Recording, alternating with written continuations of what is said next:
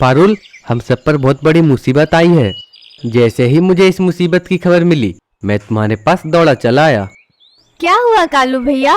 कैसी मुसीबत आई है? क्या संदेश मिला है? पारुल, मुझे खबर मिली है कि कल शाम हमारे जंगल में बहुत तेज तूफान आने वाला है। हमारा घोंसला इतना मजबूत नहीं है कि वह तूफानों का सामना कर सके, इसलिए हमें अपने घोंसले को जल्द ही पक्के करने पड़ेंगे। हमारे पास ज्यादा वक्त नहीं है। ये तो बहुत बुरी खबर है। अब हम क्या करें? इसी बात की तो चिंता है पारुल। कालू भैया, आप तो जानते ही है कि हमें इस जंगल को छोड़ने में कुछ ही दिन बाकी रह गए हैं, तो क्यों ना हम सुबह सुबह इस जंगल से चले जाएं। लेकिन इतनी जल्दी सब होगा कैसे? दूसरे जंगल में कौन सा हमारे लिए घर बने हुए हैं? कालू भैया, कम से कम हम तूफान से तो बच जाएंगे, और अगर हम इस जंगल में रहे तो हमारी जान भी जा सकती है। कालू भैया, जान बचेगी तो लाख उपाय होंगे। तुमने ठीक कहा पारुल। कालू भैया, हमारे पास बहुत कम समय है। आप जाकर जंगल के सभी पक्षियों को ये बातें बता दो। ठीक कहा, मैं अभी कालिया कौवा के पास जाता हूँ। यह कहकर कालू कौवा कालिया और गौरी कौवी के पास चला जाता है। कालिया, कुछ खबर है क्या तुम्हें? क्या हुआ कालू, किस बात की खबर है? मैं तो सुबह से सोया हुआ था, अभी उठा हूँ। कालिया, कल जंगल में बारिश के साथ एक बहुत बड़ा तूफान आने वाला है। क्या तूफान आने वाला है? कालू, तुम जब भी आते हो कोई ना कोई बुरी खबर लेकर आते हो। गौरी, मैं कौन सा इस तूफान को दावत दे रहा हूँ? कालू, क्या पारुल को भी इस तूफान के बारे में पता है? हाँ, पारुल को इस तूफान के बारे में पता है। मैंने और पारुल ने तय किया है कि हम इस जंगल से सुबह सुबह ही चले जाएंगे। तुमने ठीक किया कालू, वैसे भी कुछ दिनों में हम इस जंगल को छोड़ने वाले थे। तुम दोनों कल सुबह पारुल के घर के पास आ जाना। हम सभी पंछी इकट्ठे होकर वहीं से सफर शुरू करेंगे। यह कहकर कालू वहां से चला जाता है। सभी पक्षी अपने अपने घरों में बहुत डरे हुए बैठे थे। अगर हमें पहले इस तूफान के बारे में पता होता तो हम पहले से ही अपने घरों को मजबूत बना लेते। माँ, आप इतना क्यों परेशान हो? बेटा, तुम चिंता मत करो। वो कल थोड़ा तूफान आने वाला है, इसलिए हमें इस जंगल को छोड़कर दूसरे जंगल में जाना होगा। लेकिन माँ, हम अपना घर कैसे छोड़ेंगे? बंटी बेटा, हम पक्षियों को जंगल बदलते रहना पड़ता है। हमारा कोई एक ठिकाना नहीं होता। हमें कभी बारिश के कारण, कभी सूखे के कारण, तो कभी तूफान के कारण अपना घर छोड़ना पड़ता है। बस तुम ये याद रखना कि जैसे भी हालात हो, हमें कभी हार नहीं मानना चाहिए। हमें हिम्मत और हौसले से काम लेना चाहिए। माँ, मैं आपकी बात समझ गया। मैं हमेशा आपकी बात याद रखूंगा। मेरा प्यारा बेटा। यह कहकर पारुल अपने बेटे बंटी के गले लग जाती है मेरी प्यारी माँ। और फिर वो दोनों माँ बेटे सो जाते हैं। और फिर सुबह हो जाती है। कालिया और गौरी भी पारुल के घर आ जाते हैं। वो कालू अभी तक नहीं आया। हमें तो कह रहा था कि हम सुबह ही जंगल से निकलेंगे। वे बातें कर ही रहे थे कि तभी कालू कौवा वहां पे आ जाता है। मुझे माफ करना, मैं थोड़ा लेट हो गया। कुछ अनाज बचे थे मेरे घोंसले में, मैं उसे ही खा रहा था। क्या पता सफर में अनाज मिले या ना मिले। कालिया जी, हमने नाश्ता भी नहीं किया है और इधर कालू कौवा भरपेट अनाज खाकर आया है। अब हम कैसे उड़ेंगे? हमारे पास ज्यादा वक्त नहीं है। हमें जल्द यहाँ से निकलना होगा।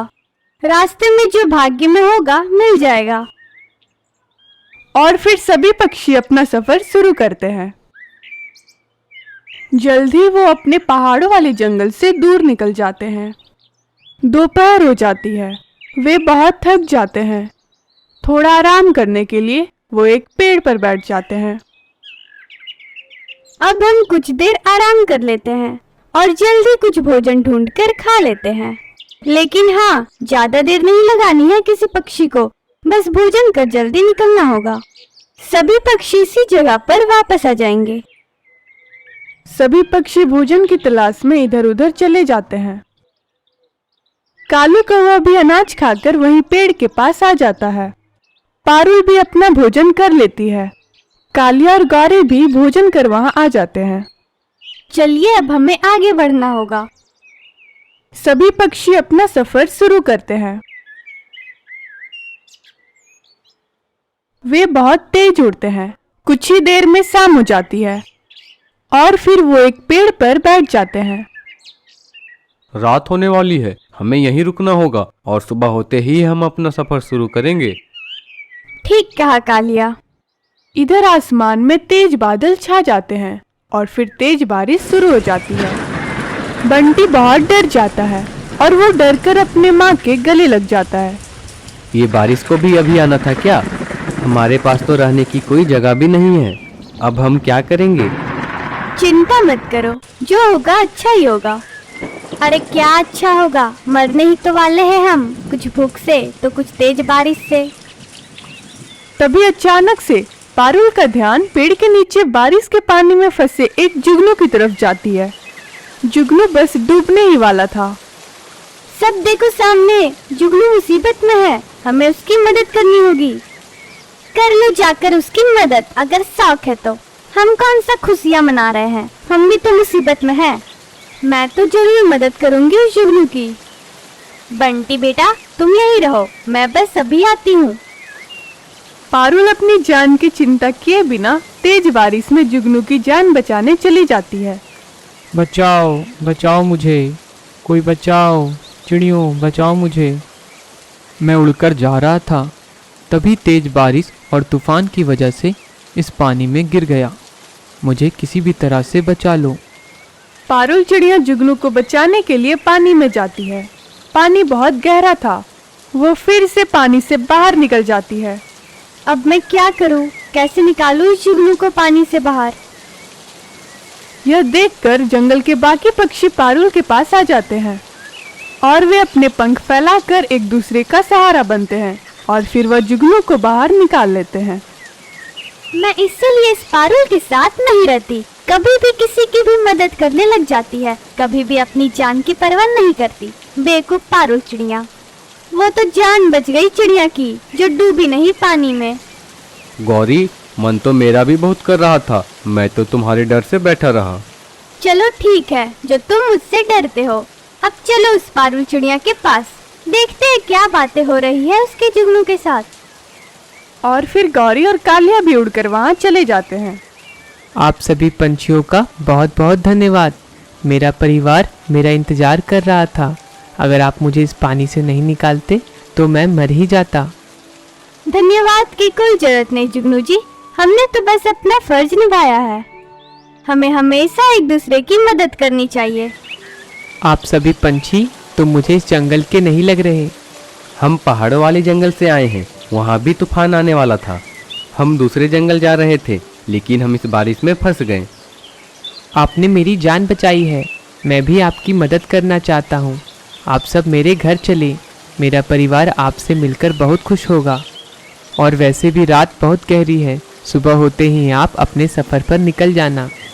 ये तो आप एहसान का बदला चुका रहे हैं। चलो चलो पारुल, कोई बात नहीं, जुगनू जी ठीक ही तो कह रहे हैं, हमने भी तो जान बचाई है इसकी। मैं भी बस आने ही वाली थी, लेकिन तुम सबने जुगनू जी को पहले ही निकाल लिया था पानी से।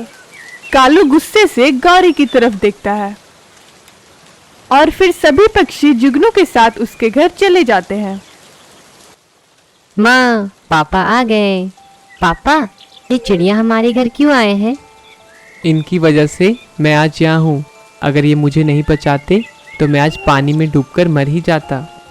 आप सभी पक्षियों का बहुत बहुत धन्यवाद, जो आपने हमारे जुगनू जी को बचा लिया। आंटी, मेरी माँ कहती है कि हमें एक दूसरे की मदद करनी चाहिए। जब हम दूसरों की मदद करते हैं तो ईश्वर भी हमारी जरूर मदद करते हैं। अगर आज जुगनू अंकल नहीं आते तो हम सब भी इस तूफान में फंसकर मर ही जाते। बंटी की बात सुनकर सब बहुत खुश हो जाते हैं और जुगनू सभी पक्षियों को ढेर सारे ताजे ताजे फल लाकर दे देता है।